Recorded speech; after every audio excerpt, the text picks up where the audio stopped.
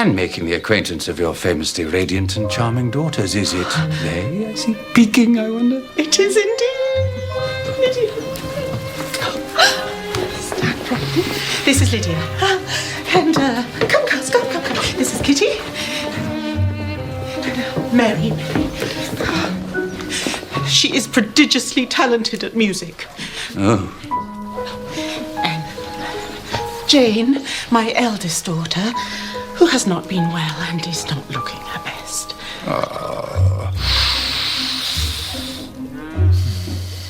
Dearest cousins all, Mr. Bennet, you must exult like a sultan when you gaze upon your adorable ladies.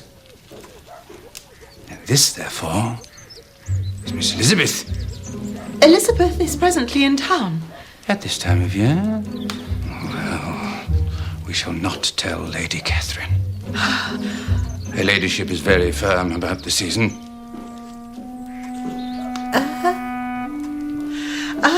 We have in her place Miss Amanda Price. You will stay to dinner, Mr. Collins? Mr. Collins will stay the fortnight. Is that not the plan? Oh, 2 whole weeks. We are so fortunate, Mr. Bennet. Indeed, the Lord has smiled upon us. Girls. Mary, your spectacles are filthy. Lydia, do you have St. Vitus's dance? I never beheld such a fidget. Kitty, the drawing up of phlegm through the nose is not the action of a lady. Jade, you lent Miss Price your silken scarf. Get it back, for what is now afoot in this household is neither for her benefit nor her entertainment. I cannot impress upon you all with sufficiency. Mr. Collins must be given cause to bind himself to us, to love one of us in particular. Lord, let it be Kitty. But Mamma, it's not comely. You think I jest? I do not jest. The woman Mr. Collins marries will be mistress of this house when your father is dead. Now think on that. And go about your business. Collins. On the page, okay, he's pretty bad. In the flesh, he's all-time king of the mingers. He squeezes himself through his trouser pocket. You know the thing men do when they think you can't see? And then he sniffs his fingers. Elizabeth, listen. Collins is supposed to marry Charlotte Lucas, okay? But your mother is taking your sisters and just throwing them under him. And Jane's got to marry Bingley, and she thinks Bingley doesn't give a damn. And frankly, he's not acting like he does. He does, but he's so bloody repressed he can't express it. I cannot do this without your help. Big surprise, I have to. Lizzie has told you then of our wretched condition pertaining to our present guest. Mrs. Bennet prescribes plenty of advantageous marriage. It is a very sensible remedy, and it makes me feel like a whoremonger. It's not whoremongering to bring together people who are in love. To marry for money is merely despicable. To marry for beauty, that is a great foolishness. But my wife was a great beauty. Let your daughters marry for love, Mr. Bennet, and everything else will come right. Everything. Just please don't allow any of them to marry Mr. Collins. Inasmuch as it is in my power to allow anything in this family, I shall strive to that end. Not even the silliest of my daughters deserves the Promethean misery of marriage to Collins.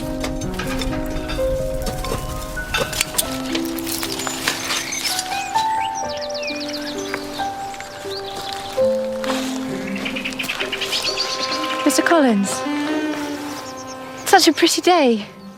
You find me picking roses.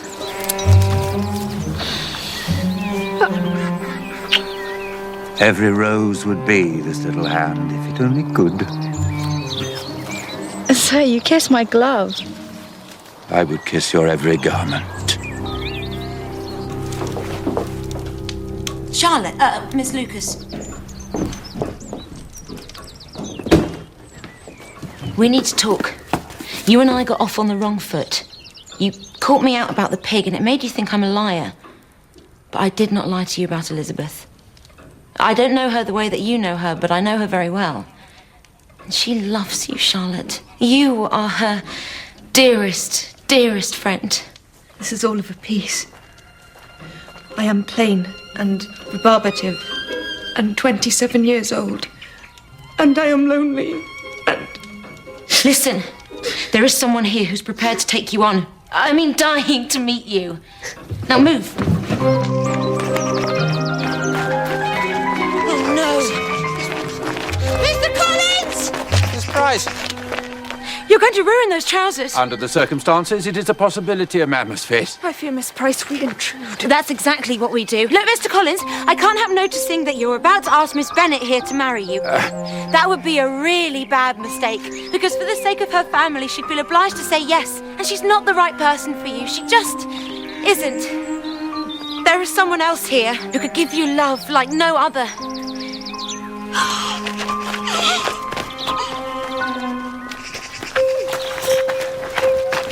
Jane.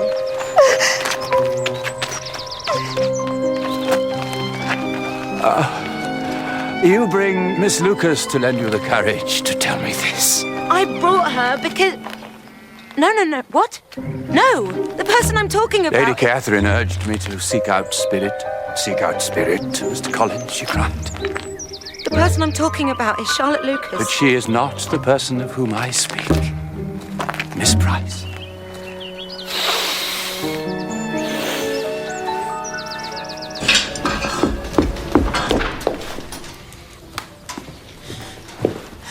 I wish you to instruct Miss Price to quit this house. At once, sir. If you do not oblige me in this matter, sir, I believe I shall scream. I believe you shall. Allow me to distract you with an observation. Miss Price just announced her engagement to Mr. Collins. There must be a reason for this. Though, I confess, The reason is to spit on the charity of this deluded family. Do you not think, Mrs. Bennet, it might be in the interests of this deluded family to treat kindly the future Mrs. Collins? Our survival, as you so assiduously remind me, my dear, at frequent intervals, depends on Mr. Collins thinking of us with affection. I'm not really going to have to marry Collins, am I? Oh, God, I am. I'm bewitched. I no longer have possession of my own soul. You must find that a nuisance. It's not a nuisance, Darcy. It's a passion. It consumes me. Yes. You must permit me to remind you, Charles, that yesterday your soul had passed quite fully into the possession of Miss Price. I was mistook. Lord, that was a fancy. Today your consumption by passion is the privilege of Miss Bennet. Charles, regard me. Come to me in a year's time and protest your love for this Bennet. Then shall I hear you. Mr. Bingley, Mr. Darcy. Our rather grisly relation, Mr. Collins, is staying with us. Well, don't say I said that. You won't say I said that, will you? Well, he's only been here one night, and he's proposed to Miss Price. Good Lord. Isn't it immense? Colossal. Has she accepted him? They are to be married within the fortnight. Come in, gentlemen, and view this Collins for yourself. Oh, do say you shall. We shall. Hurrah! We shall have cake. Are women not curious, Darcy? And a girl as decorative as Miss Price, who is not demonstratively occupied with husband hunting, should agree to marry this Collins. Altogether a rum business. It is composed of egregiously rum ingredients. So, let us view the sordid world of the Bennets.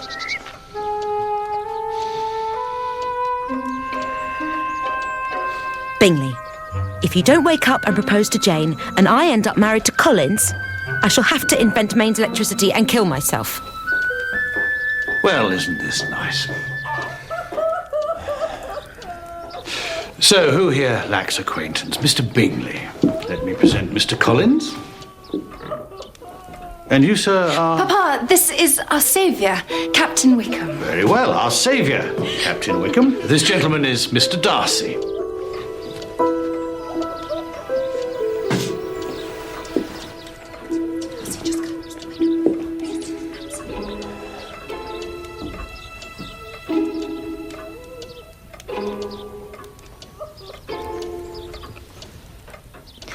Mr. Bennet, may I have your permission to play the piano? At this hour? What would Lady Catherine say, Mr. Collins? Her ladyship is possessed of impeccable manners. She would merely pretend not to notice. To it, Mary. Captain Wickham. I, at least.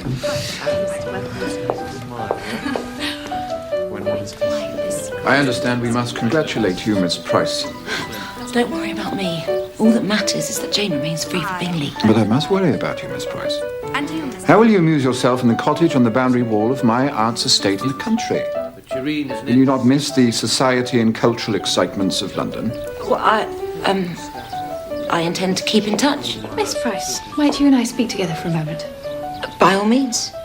Lady Catherine herself does not. In this day and age, Jane. Do not presume to address me by my Christian name, Miss Price. I may have few possessions to dispose as I please, but that is one of them. You led me to suppose that Mr. Bingley loved me. He does not. Mr. Collins was poised to make me an offer that would save my father, and you... I know exactly how it looks, but believe me, that isn't how it is. Lady Ambrosia looks, sounds, and smells like a pig. When the time comes, I dare say she shall taste like a pig. I call her a pig.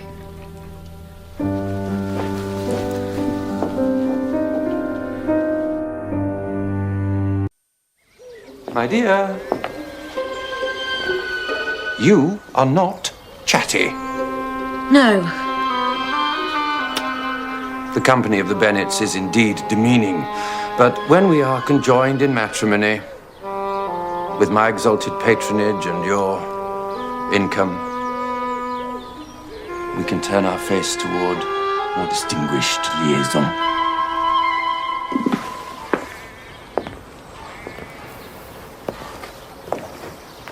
I confess it, Miss Price. You fascinate me. I think you've endured great hardship in your life. As have I. Oh, God. Come on, then, get it over with. Give me the shtick. Tell me all about Darcy robbing you of what was rightfully yours. So you have heard about this? I read about it. Take my tip, Wickham. Don't waste your time with this lot, especially Lydia, because I'm watching you. Every time you try to pull a stroke, I will be right behind you with a big neon sign saying, "Don't trust this guy." What is neon? Wait and see. Miss Price, I fear that your life with Mr. Collins may be short of gaiety.